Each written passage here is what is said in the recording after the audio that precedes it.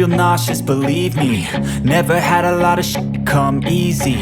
Had to work hard, struggle just to be me. Had to rise up just so they could see me. Did what I had to do just to feed me. And what was left over I put towards my dreaming. But the only thing in life that has meaning are the things you gotta work for, believe me. Take into your hands a plan. Your own hands can land your own brand. And damn, I feel like no one takes accountability. They want the credibility, convincingly unwilling to put in the hours it takes to get some power. Don't be f***ing sour, take a cold shower. Scream until you're louder, work until you're prouder. And f*** all the doubters, they're just your downers. I swear to God they all let me down.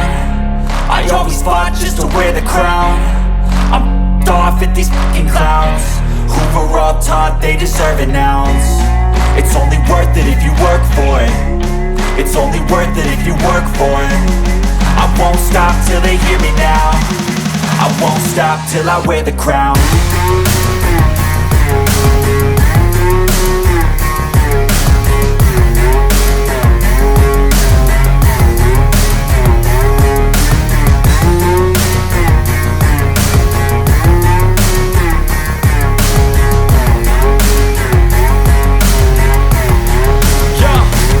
Let's go. I'm just telling you to fight for your dreams, but it's not what it seems. Man, it's hard to be seen when everybody wants to be king. Yeah, they all wanna ring, yeah, we all wanna be free. So show me what you got, what you bring. How you fight in the ring, how you take a fucking swing. Do you got heart, are you mean? Got some scars, got some needs, are you willing to go bleed? I swear to God they all let me down. I always fought just to wear the crown. I'm off at these f***ing clowns who were all taught they deserve an ounce. It's only worth it if you work for it. It's only worth it if you work for it. I won't stop till they hear me now. I won't stop till I wear the crown. I swear to God they don't let me down. I always fought just to wear the crown. I'm off at these f***ing clowns who were all taught they deserve an ounce. It's only worth it if you work for it. It's only worth it if you work for it. I won't stop till they hear me now. I won't stop till I wear the crown.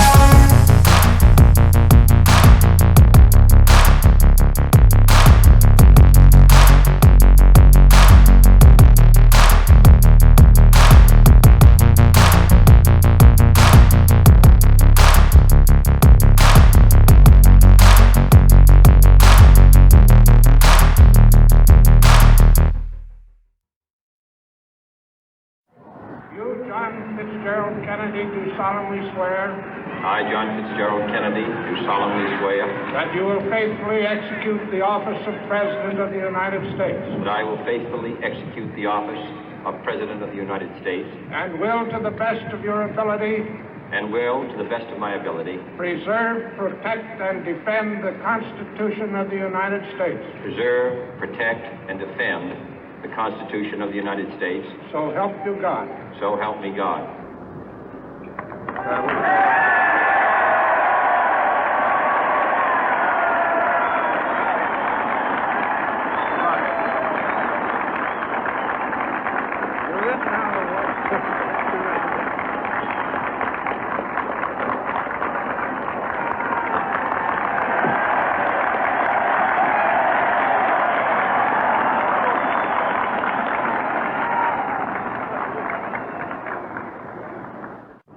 Vice President Johnson, Mr. Speaker, Mr. Chief Justice, President Eisenhower, Vice President Nixon, President Truman, Reverend clergy, fellow citizens.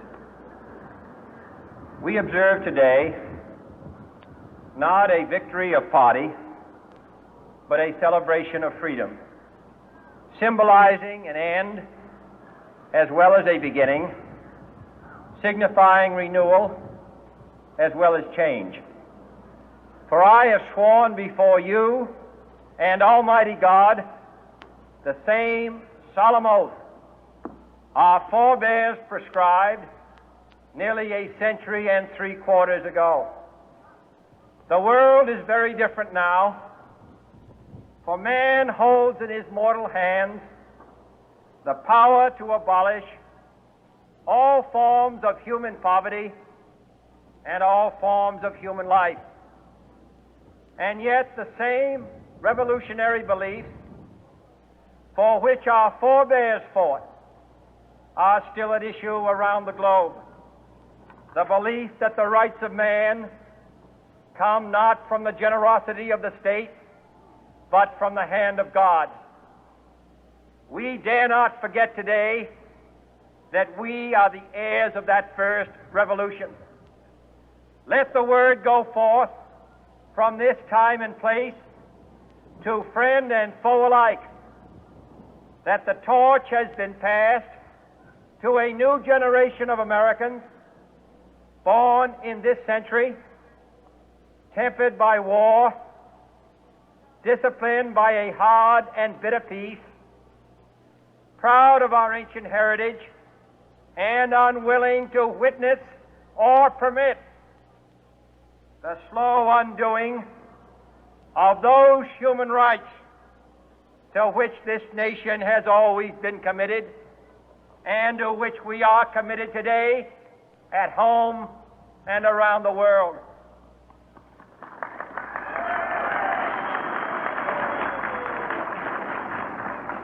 Let every nation know, whether it wishes us well or ill, that we shall pay any price, bear any burden, meet any hardship, support any friend, oppose any foe to assure the survival and the success of liberty.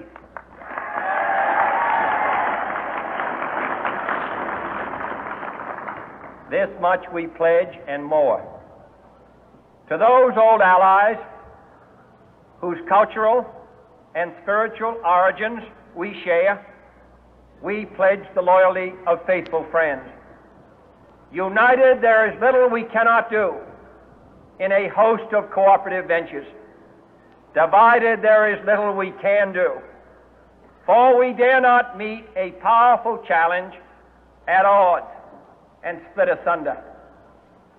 To those new states whom we welcome to the ranks of the free, we pledge our word that one form of colonial control shall not have passed away merely to be replaced by a far more iron tyranny. We shall not always expect to find them supporting our view, but we shall always hope to find them strongly supporting their own freedom, and to remember that in the past, those who foolishly sought power by riding the back of the tiger ended up inside.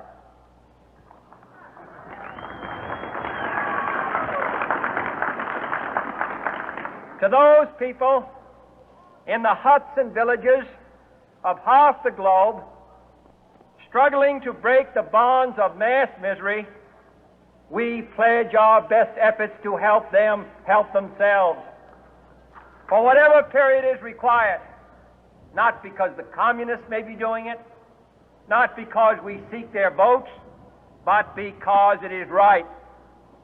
If a free society cannot help the many who are poor, it cannot save the few who are rich.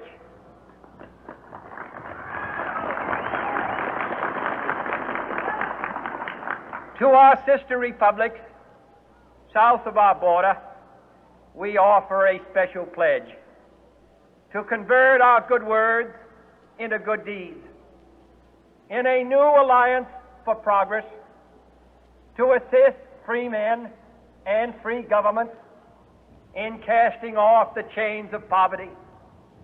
But this peaceful revolution of hope cannot become the prey of hostile powers. Let all our neighbors know that we shall join with them to oppose aggression or subversion anywhere in the Americas. And let every other power know that this hemisphere intends to remain the master of its own house.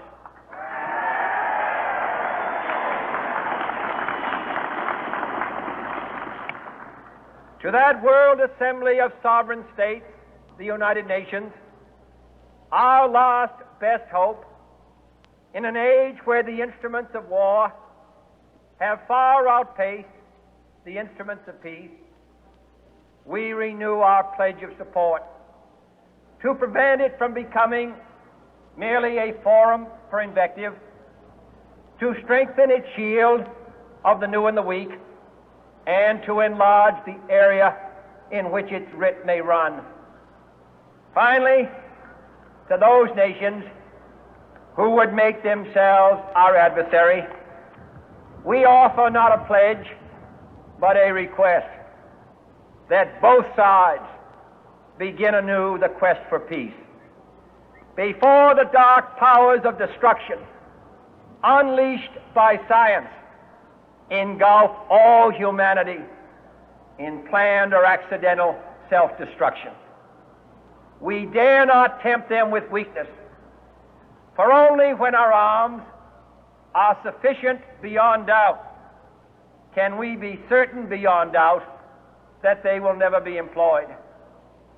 But neither can two great and powerful groups of nations take comfort from our present course, both sides overburdened by the cost of modern weapons, both rightly alarmed by the steady spread of the deadly atom, yet both racing to alter that uncertain balance of terror that stays the hand of mankind's final war.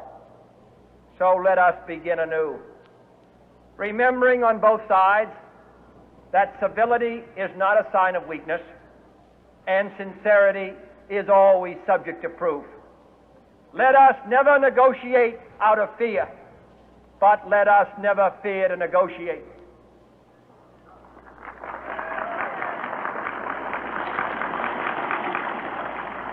Let both sides explore what problems unite us, instead of belaboring those problems which divide us.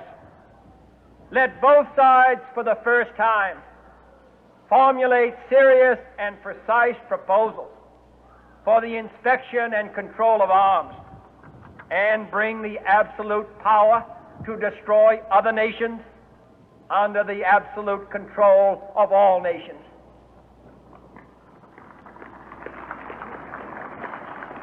Let both sides seek to invoke the wonders of science instead of its terrors. Together, let us explore the stars, conquer the deserts, eradicate disease, tap the ocean depths, and encourage the arts and commerce. Let both sides unite to heed in all corners of the earth the command of Isaiah to undo the heavy burden and let the oppressed go free. And if a beachhead of cooperation may push back the jungle of suspicion, let both sides join in creating a new endeavor, not a new balance of power, but a new world of law, where the strong are just and the weak secure and the peace preserved. All this will not be finished in the first 100 days, nor will it be finished in the first 1,000 days, nor in the life of this administration, nor even perhaps in our lifetime on this planet. But let us begin.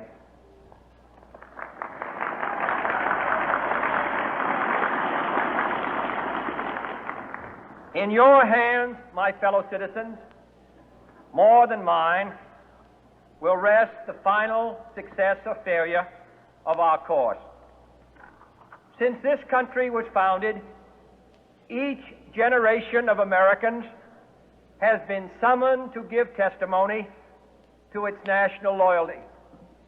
The graves of young Americans who answered the call to service surround the globe.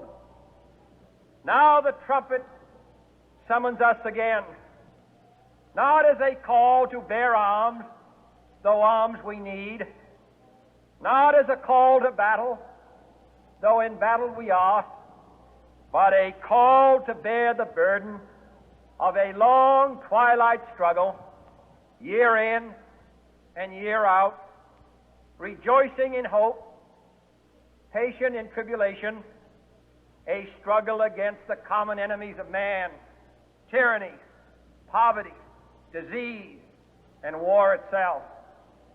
Can we forge against these enemies a grand and global alliance, north and south, east and west, that can assure a more fruitful life for all mankind? Will you join in that historic effort?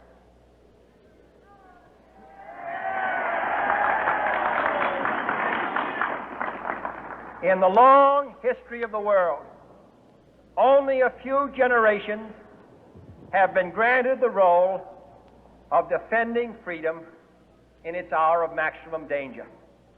I do not shrink from this responsibility. I welcome it.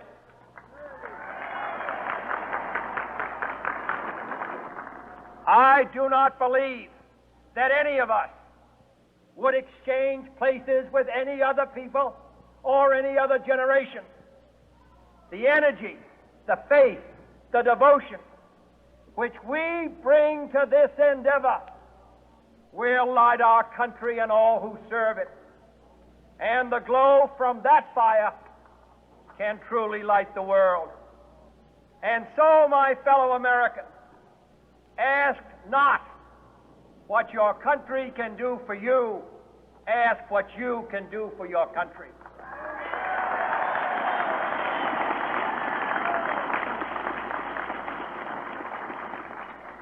My fellow citizens of the world, ask not what America will do for you, but what together we can do for the freedom of man.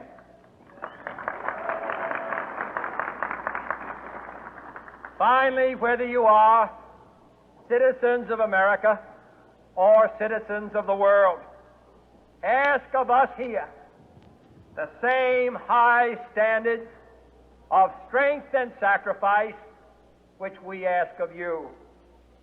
With a good conscience, our only sure reward, with history the final judge of our deeds, let us go forth to lead the land we love, asking His blessing and His help, but knowing that here on earth God's work must truly be our own.